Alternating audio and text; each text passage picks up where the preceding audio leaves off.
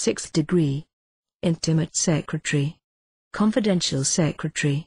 You are especially taught in this degree to be zealous and faithful, to be disinterested and benevolent, and to act the peacemaker, in case of dissensions, disputes, and quarrels among the brethren. Duty is the moral magnetism which controls and guides the true Mason's course over the tumultuous seas of life. Whether the stars of honor, reputation, and reward do or do not shine, in the light of day or in the darkness of the night of trouble and adversity, in calm or storm, that unerring magnet still shows him the true course to steer, and indicates with certainty where away lies the port which not to reach involves shipwreck and dishonor. He follows its silent bidding, as the mariner, when land is for many days not in sight, and the ocean without path or landmark spreads out all around him, follows the bidding of the needle, never doubting that it points truly to the north.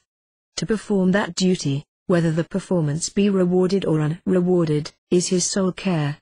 And it doth not matter, though of this performance there may be no witnesses, and though what he does will be forever unknown to all mankind. A little consideration will teach us that fame has other limits than mountains and oceans, and that he who places happiness in the frequent repetition of his name, may spend his life in propagating it, without any danger of weeping for new worlds, or necessity of passing the Atlantic Sea. If, therefore, he who imagines the world to be filled with his actions and praises, shall subduct from the number of his encomiasts all those who are placed below the flight of fame, and who hear in the valley of life no voice but that of necessity, all those who imagine themselves too important to regard him, and consider the mention of his name as a usurpation of their time, all who are too much or too little pleased with themselves to attend to anything external, all who are attracted by pleasure, or chained down by pain to unvaried ideas, all who are withheld from attending his triumph by different pursuits, and all who slumber in universal negligence, he will find his renown straitened by nearer bounds than the rocks of Caucasus, and perceive that no man can be venerable or formidable, but to a small part of his fellow creatures. And therefore, that we may not languish in our endeavors after excellence, it is necessary that, as Africanus counsels his descendants, we raise our eyes to higher prospects, and contemplate our future and eternal state, without giving up our hearts to the praise of crowds, or fixing our hopes on such rewards as human power can bestow. We are not born for ourselves alone, and our country claims her share, and our friends their share of us. As all that the earth produces is created for the use of man, so men are created for the sake of men, that they may mutually do good to one another. In this we ought to take nature for our guide, and throw into the public stock the ounces of general utility, by a reciprocation of duties, sometimes by receiving, sometimes by giving, and sometimes to cement human society by arts, by industry, and by our resources. Suffer others to be praised in thy presence, and entertain their good and glory with delight. But at no hand disparage them, or lessen the report, or make an objection, and think not the advancement of thy brother is a lessening of thy worth. Upbraid no man's weakness to him to discomfit him, neither report it to disparage him, neither delight to remember it to lessen him, or to set thyself above him, nor ever praise thyself or dispraise any man else, unless some sufficient worthy end do hallow it. Remember that we usually disparage others upon slight grounds and little instances, and if a man be highly recommended, we think him sufficiently lessened, if we can but charge one sin of folly or inferiority in his account. We should either be more severe to ourselves, or less so to others, and consider that whatsoever good anyone can think or say of us, we can tell him of many unworthy and foolish and perhaps worse actions of ours, any one of which, done by another, would be enough, with us, to destroy his reputation. If we think the people wise and sagacious, and just and appreciative, when they praise and make idols of us, let us not call them unlearned and ignorant, and ill and stupid judges, when our neighbor is cried up by public fame and popular noises. Every man hath in his own life sins enough, in his own mind trouble enough, in his own fortunes evil enough, and in performance of his offices failings more than enough, to entertain his own inquiry, so that curiosity after the affairs of others cannot be without envy and an ill mind. The generous man will be solicitous and inquisitive into the beauty and order of a well-governed family, and after the virtues of an excellent person, but anything for which men keep locks and bars, or that blushes to see the light, or that is either shameful in manner or private in nature, this thing will not be his care and business. It should be objection sufficient to exclude any man from the society of Masons, that he is not disinterested and generous, both in his acts, and in his opinions of men, and his constructions of their conduct. He who is selfish and grasping, or censorious and ungenerous, will not long remain within the strict limits of honesty and truth, but will shortly commit injustice. He who loves himself too much must needs love others too little, and he who habitually gives harsh judgment will not long delay to give unjust judgment. The generous man is not careful to return no more than he receives, but prefers that the balances upon the ledgers of benefits shall be in his favor.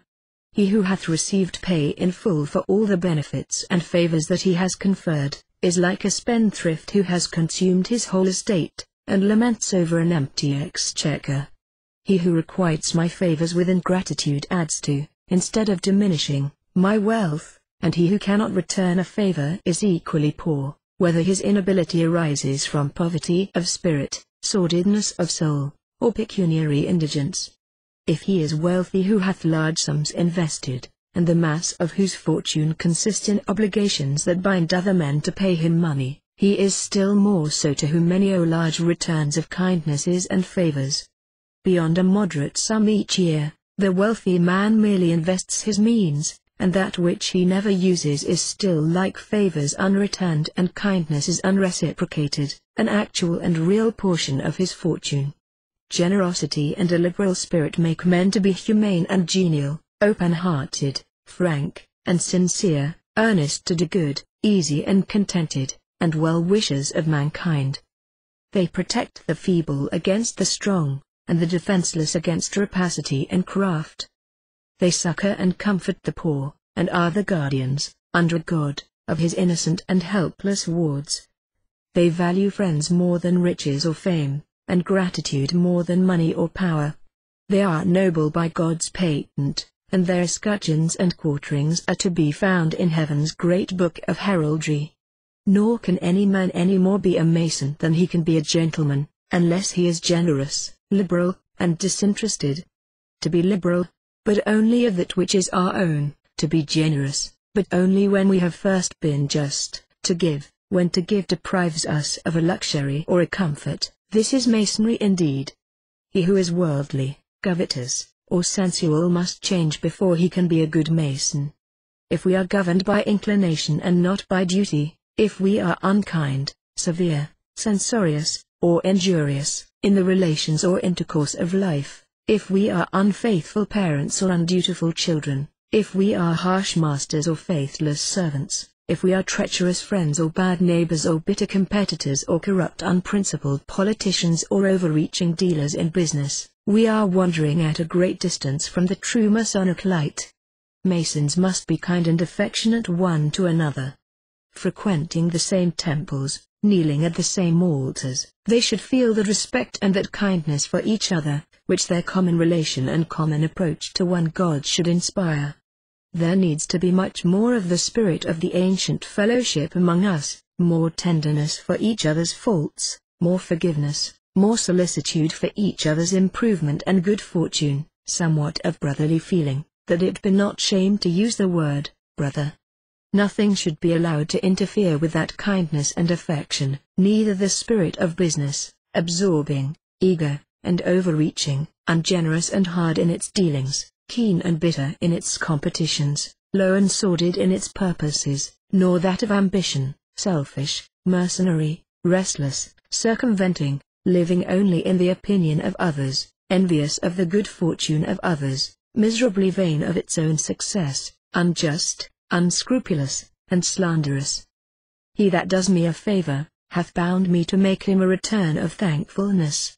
The obligation comes not by covenant, nor by his own express intention, but by the nature of the thing, and is a duty springing up within the spirit of the obliged person, to whom it is more natural to love his friend, and to do good for good, than to return evil for evil, because a man may forgive an injury, but he must never forget a good turn.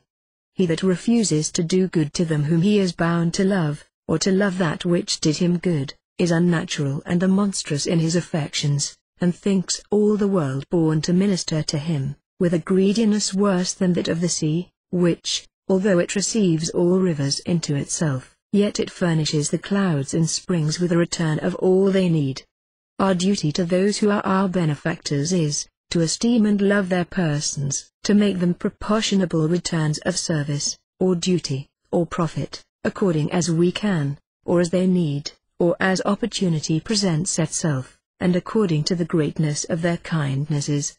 The generous man cannot but regret to see dissensions and disputes among his brethren.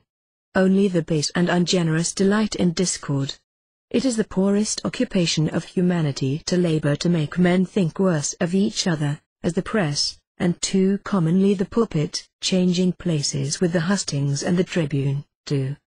The duty of the Mason is to endeavor to make man think better of his neighbor, to quiet, instead of aggravating difficulties, to bring together those who are severed or estranged, to keep friends from becoming foes, and to persuade foes to become friends.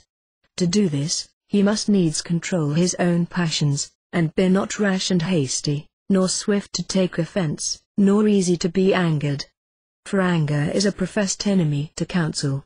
It is a direct storm, in which no man can be heard to speak or call from without, for if you counsel gently, you are disregarded, if you urge it and be vehement, you provoke it more. It is neither manly nor ingenious. It makes marriage to be a necessary and unavoidable trouble, friendships and societies and familiarities, to be intolerable. It multiplies the evils of drunkenness, and makes the levities of wine to run into madness. It makes innocent jesting to be the beginning of tragedies. It turns friendship into hatred, it makes a man lose himself, and his reason and his argument, in disputation. It turns the desires of knowledge into a niche of wrangling. It adds insolency to power. It turns justice into cruelty, and judgment into oppression. It changes discipline into tediousness and hatred of liberal institution. It makes a prosperous man to be envied, and the unfortunate to be unpitied. See, therefore, that first controlling your own temper, and governing your own passions, you fit yourself to keep peace and harmony among other men, and especially the brethren. Above all, remember that Masonry is the realm of peace, and that, among Masons there must be no dissension, but only that noble emulation, which can best work and best agree. Wherever there is strife and hatred among the brethren, there is no Masonry, for Masonry is peace, and brotherly love, and concord. Masonry is the great peace society of the world. Wherever it exists, it struggles to prevent international difficulties and disputes, and to bind republics, kingdoms, and empires together in one great band of peace and amity. It would not so often struggle in vain, if Masons knew their power and valued their oaths. Who can sum up the horrors and woes accumulated in a single war? Masonry is not dazzled with all its pomp and circumstance, all its glitter and glory. War comes with its bloody hand into our very dwellings. It takes from 10,000 homes those who live there in peace and comfort, held by the tender ties of family and kindred. It drags them away, to die untended, of fever or exposure, in infectious climes, or to be hacked, torn, and mangled in the fierce fight, to fall on the gory field, to rise no more, or to be borne away, in awful agony, to noisome and horrid hospitals.